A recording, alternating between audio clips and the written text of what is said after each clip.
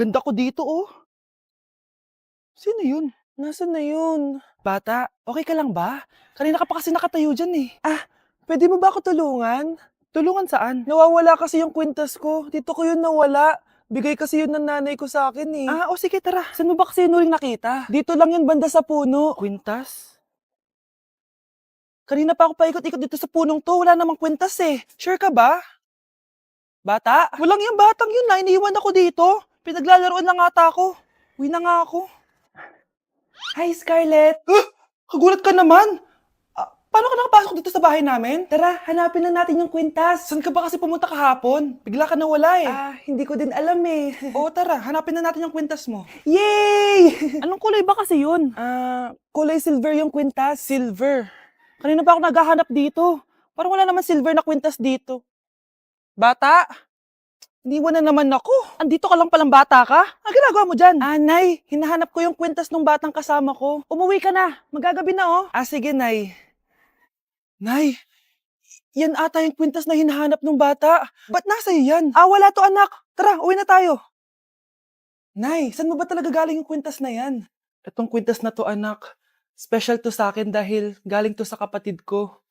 Kaso, namatay siya nung 9 years old siya. So yung bata kanina, siya yung tita ko na namatay? Oo anak, siya lang ang may favorite sa akin. Mga magulang namin, ayaw sa akin. Kaya sobrang mahal ko yun anak. Ang lungkot naman pala, Nay. Sobrang sakit lang. Sorry. Tama na yun, Nay. Nanay mo yung pumatay sa akin, Scarlett.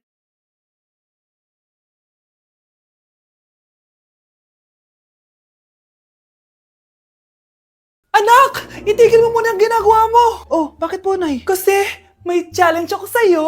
Kapag nanalo ka, may prize ka na agad. At pwede ka nang gumala at pwede ka na magka-jowa. Game ako dyan, Nay! Okay, eto ang challenge mo. Kailangan mo lang i-battle flip to. Madali lang, di ba? Ay, yan lang. Basic. Go! Bakit ayaw?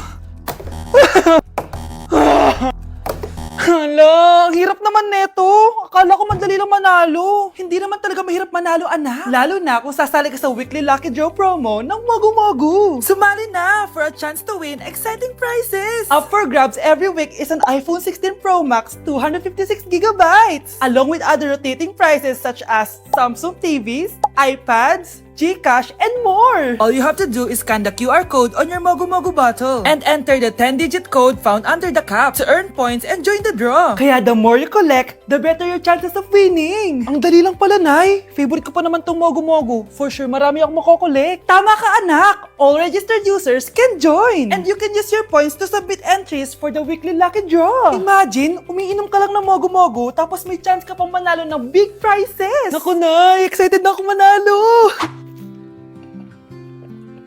Masarap na talaga, anak. Tapos ang chewy pa, Nay! Tara, selfie tayo. Tara, tara!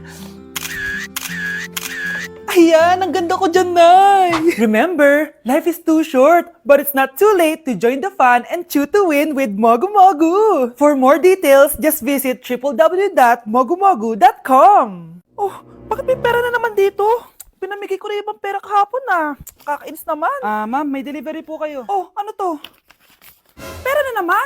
Diyos ko, ayoko neto. Sa'yo na lang, kuya. Ayoko din po niyan, ma'am. Sa iba niyo na lang po ibigay. Sige na po. Ano ba yan? Ang dami ko ng pera eh. Nay, bakit 300,000 na naman yung binigay mong baon sa akin? Hindi ko pa nga nagagastos yung baon ko last week eh. Tapos binilan mo pa ako ng bagong iPhone at iPad. Bawasan mo yung baon ko Nakakainis ka. Huwag ka na magreklamo. Ang dami na nga natin pera eh. O eto pa. Hindi ko na alam kung saan ko gagastusin to eh. Ay naku, padala kasi ng padala ng pera eh. Tapon ko na lang to. Congrats, ma'am! Kayo po ang grand winner ng 5 million pesos! Ano ba yan? Pera na naman. Pwede ba hindi ko tanggapin yan? Dami ko ng pera eh. Ay, bawal na po namin kunin to, ma'am. Sa'yo na po to. Congrats po ulit! Ba't pa ako nagising? Sana ganun na lang yung problema ko. Mga anak, wala ba kayong mga assignment, ha? Ay, nakauwi na din. Mag-grow a garden muna ako. Wow! Magtatanim ako ng candy blossom para yumaman ako. Aba, kakauwi lang ay padagad ang inaatupag Wow, ang ganda naman ng garden nila. Hindi ako papatalo. Maglalaro ka din yan? Gaya-gaya ka. Mas maganda naman yung garden ko kesa sa'yo. Ganon. Wait lang. Nakakainis ka! Ninakaw mo yung mga fruits ko! Mas mayaman na ako sa'yo ngayon. Nascam ako! Ayun na nga ba yung sinasabi ko eh. Manda kayong dalawa sa akin, ha? Kukunin ko muna to. Mag-aaway pa ka sa grow a garden na yan. Ba't di kaya kayo mag-grow a garden sa labas? Ayan ang grow a garden na gusto ko. Kung gusto nyo pa bumalik to, tapusin nyo yan, ha? Ah, sige po, Nay. Ang isang 50% po ay mapupunta sa isa niyang anak. Ano? Baka yan yung isa naming anak na nawala? Oo, sa amin na lang yan. Ako! Ako ang isa pang anak ni Ramon. Oh, akala ko ba nawawala yung isang anak ni Ramon? Attorney naman, huwag ka maniwala dyan. May sakit kasi sa utak yan. Wala akong sakit, attorney. Maniwala ka, please. Kailangan ko pa ng sapat na ebidensya para maniwala ako sa'yo. Sige na, babalik na lang ako. Ito na ba yung bagong bahay ng anak ko? Ikaw, babae ka? Sinubukan mo pang agawin sa amin ng kayamanan ng tatay mo? Ang sama nyo, tita! Gusto nyo kunin lahat! Well, hindi naman maniniwala sa'yo si attorney dahil wala kang ebidensya. Tao po, attorney po ito. Nandiyan si attorney. Halika dito. Ayan, ikukulong muna kita dito sa bodega hanggat hindi ko pa nakukuha mga kayamanan. Yes, attorney. Hawak ko na ang 100% ng kayamanan ni Ramon. Nandito na ang titulo, papeles at cheque ng mga kayamanan niya. Ay! Salamat, attorney, ha? Scarlett, hindi ko na alam kung ano nangyayari sa nanay ko. Pero huwag ka mag-alala. Ako bahala sa'yo. Kailangan na matigil tong pinagagawa ni nanay. Tao po. Sino ka? Ako po yung nanay ni Scarlett, yung anak din ni Ramon. Totoo ba to? Pinagsasabi mong babae ka? Kami lang ang pamilya ni Ramon. Attorney, huwag ka magpaniwala dyan. Peke yan. Hindi to peke. Pwede mo ipacheck to sa attorney. Kaya ilabas mo na siya. Kinulong po ni nanay si Scarlett sa bodega. Ha? Anak?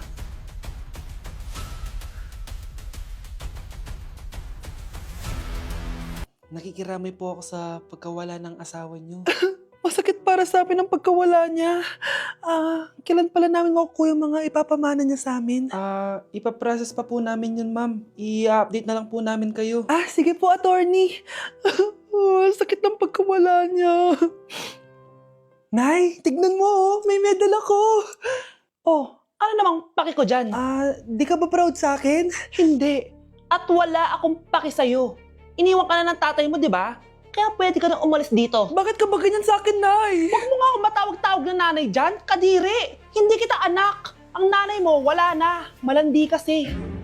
Nay, gutom na ako. Ay, gutom na baby ko. Wait lang, mag-order ako ng steak for you, ha? Yay! Steak, my favorite! Ampun lang pala ako. Nasaan na yung totoo ko, nanay?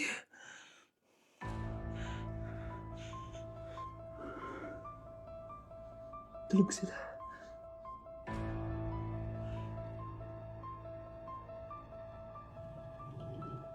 Nasaan na yun?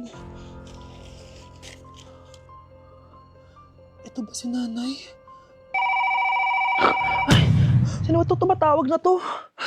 Muntik na yun.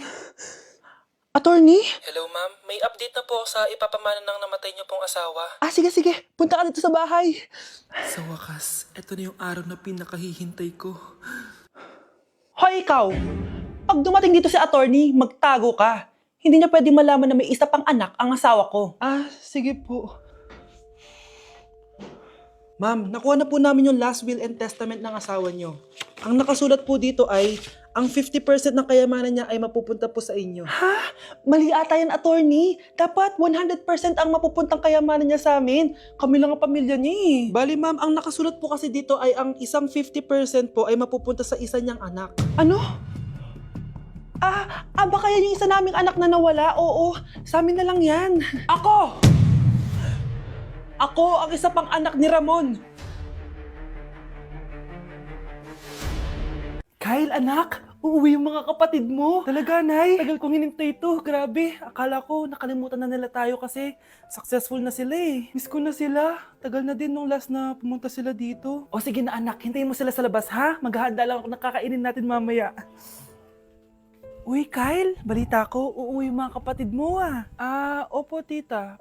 Paano niyo po nalaman? Basta! Siguro proud yung nanay mo kasi successful yung mga anak niya, no? Oo naman, tita. Nagbunga lahat ng paghihirap ni nanay sa kanila. Deserve nyo yan. Malapit nyo nang malaman ng totoo, walang sikretong hindi nabubunyag. Pasok na po ako, tita. Sige. Hello, Nay! Nandito na yung anak mong doktor all the way from New York! Hi, Nay! Nandito na yung anak mong teacher all the way from Central Elementary School! Hello, Nay! Nandito na yung anak mong engineer! Naiyak naman ako. Nakumpleto din kayo magkakapatid. Sana nakikita to ng tatay niyo. Masaya ako na nandito kayo, ate, kuya. Sana maging successful din ako na kagaya niyo. O siya na, kumain na kayo ha? Galing pa kayo sa malalayo eh. Wow naman, Mare. Bigatin na yung mga anak mo. Saya-saya. Oo naman, Mare. Ilang taon din akong kumayod para mapagtapos lang sila. Pero worth it naman, di ba? Teka, Mare, para mas masaya, may kailangan kang malaman. Oh, eto. Ha? Ano to, Mare?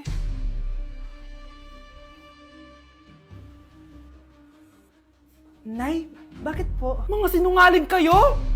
Paano niyo nagawa sa akin to, ha?